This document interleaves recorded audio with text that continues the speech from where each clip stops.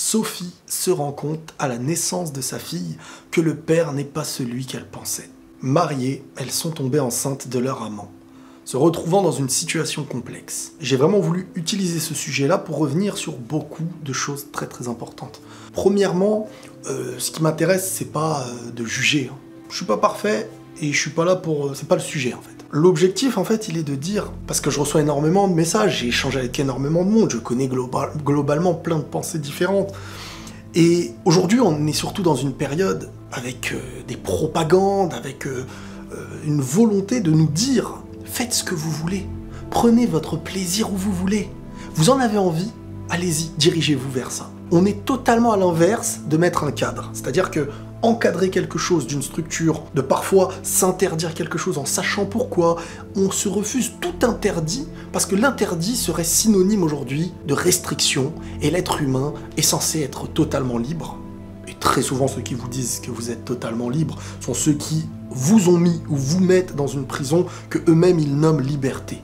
Personne n'est totalement libre.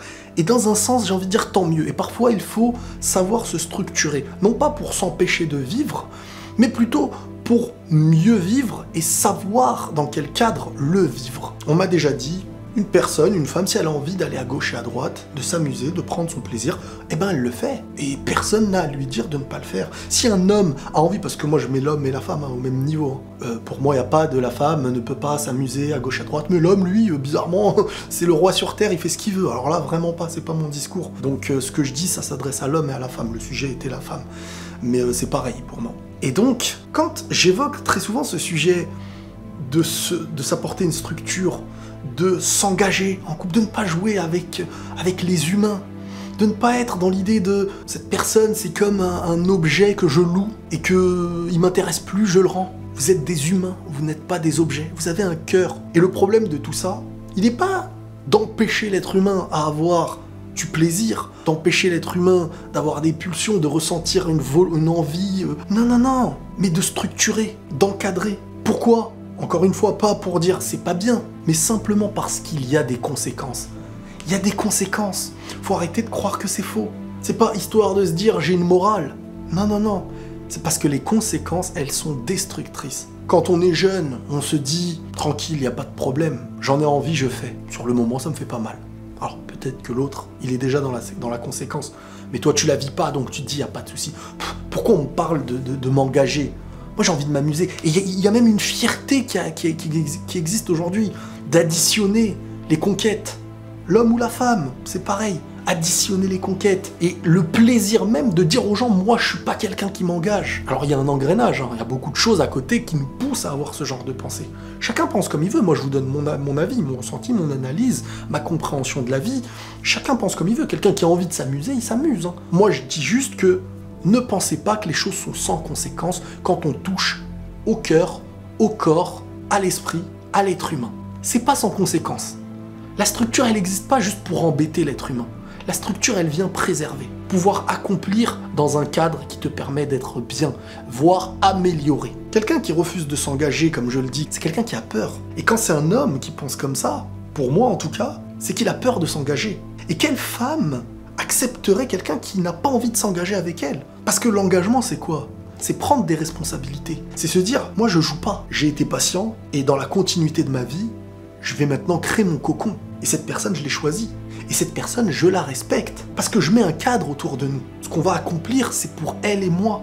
C'est ensemble. Le plaisir, on va le vivre. Sans créer derrière la conséquence destructrice. Mais au contraire, tout est bénéfique pour nous. Aujourd'hui, beaucoup de gens ont honte de vouloir bien faire. Et encore une fois, ça, c'est à cause de l'influence de beaucoup de choses qui nous entourent, qu'on a parfois dans nos oreilles ou devant nos yeux, et qu'on estime véridique alors que c'est totalement destructeur pour nous. Chaque chose a vraiment un impact qu'on oublie et qu'on se refuse d'admettre. Faut pas avoir honte de vouloir bien faire. Faut pas avoir honte de vouloir faire le bien. Sinon, on choisit notre camp. On peut pas se dire « je suis quelqu'un du bien, je condamne le mal », mais j'ai honte du bien et je suis fier du mal. C'est pas possible. Faut penser globalement. L'autre fois, j'avais évoqué la question « peut-on draguer une femme en couple ?» Et je vous avais dit la même chose que ce que je vais vous dire aujourd'hui. Le bien-être commun. Le bien-être commun, c'est de comprendre qu'on est tous des humains sur Terre et qu'il y a celui qui permet la bonne avancée sur Terre, et il y a celui qui est le destructeur sur Terre. Le destructeur sur Terre, c'est celui qui se joue des cœurs, celui qui se joue des corps, celui qui trahit. Il empêche la bonne continuité. L'égoïste, celui qui pense à son bien, prêt à mentir pour détruire des cœurs, pour certains même tuer des âmes. Bref, j'ai fait tout un blabla pour venir quand même au sujet principal. Le cadre de vie, il est important en premier lieu pour toi. Tu es quelqu'un qui te dit « j'ai envie de m'amuser donc je m'amuse », on va prendre la comparaison, j'aime les sensations fortes, je veux sauter d'une montagne sans parachute. Parce que j'aime les sensations fortes, je fais ce que je veux. C'est pas sans conséquences. Tu fais ce que tu veux, mais tu ne peux pas éviter les conséquences. Ne dites jamais je suis prêt aux conséquences. C'est des conséquences qui te détruisent parfois ta vie, ton cœur, tes futures relations, ton avancée. Tu te détruis ta vie. Et c'est toujours quand ces conséquences-là, elles arrivent, qu'on vient à se dire je n'aurais peut-être pas dû faire ça. Mon plaisir, il a été très temporaire. Et on revient au sujet de la personne qui est mariée, qui avait un amant, qui s'est décidé de ne pas avoir de cadre, de ne pas faire assez pour ne pas préserver ce qu'elle a construit. Parce qu'elle peut tout perdre. Et toutes les personnes qui viennent me dire « chacun fait ce qu'il veut », faudra le dire à l'enfant maintenant, qui ne saura peut-être pas qui est son père, et qui devra vivre avec un homme qui n'est pas son papa. Peut-être que ce sera un homme bien. Et ça peut créer de gros problèmes avant même la naissance de l'enfant. Il y a les conséquences. Des conséquences qui sont liées à nous, peut-être que le couple va être déchiré derrière, que cet enfant qui n'a rien demandé à personne devra payer la volonté de liberté que parfois nous-mêmes on décide de prendre. Moi, le discours de « je fais ce que je veux, je prends mon plaisir », j'arrive pas à y accrocher. Les conséquences, elles sont visibles. Parfois, on refuse de l'admettre, mais les conséquences, elles arrivent. En tout cas, je le souhaite à personne, bien entendu, et chacun, oui, fait ce qu'il veut. Mais parfois, le « je fais ce que je veux » détruit le bien-être commun. On n'est pas tout seul. On fait tomber, on empêche l'avancée. Si je fais ce que je veux dans la volonté de draguer une personne en couple, je suis quelqu'un d'égoïste et de pas digne. Si je décide de ne pas m'engager et de ne pas le dire à la personne, je la trahis, je la détruis. Mais la vie, attention, les choses elles tournent dans la vie.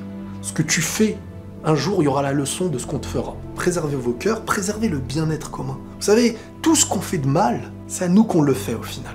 Les conséquences, parmi vous peut-être, il y en a qui les ont connues. Parfois, faut savoir s'encadrer, savoir aussi se priver. J'avais fait une vidéo qui s'appelait « Se priver d'amour pour vivre le véritable amour ». Ça veut dire que la vraie conscience de qu'est-ce que l'amour, pour accepter de le vivre quand on estime que c'est le vrai amour. Et toutes les petites relations qui ne servent à rien, si ce n'est à nous offrir les fissures pour se détruire, et au final, pour s'empêcher de bien vivre, le bonheur et le plaisir qu'on cherchait sur 5 minutes devient un malheur sur 10-20 ans parfois. Je sais que beaucoup détestent ce discours, et surtout dans une période où on autorise, où on s'autorise tout, parce qu'on pense qu'être libre dans tous les domaines et se donner le droit de tout essayer, de tout tester, de tout goûter, c'est quelque chose qui nous bonifie dans notre mentalité. Les conséquences nous montrent que non. Chacun verra, tout simplement. Prenez tous soin de vous et la paix sur vous.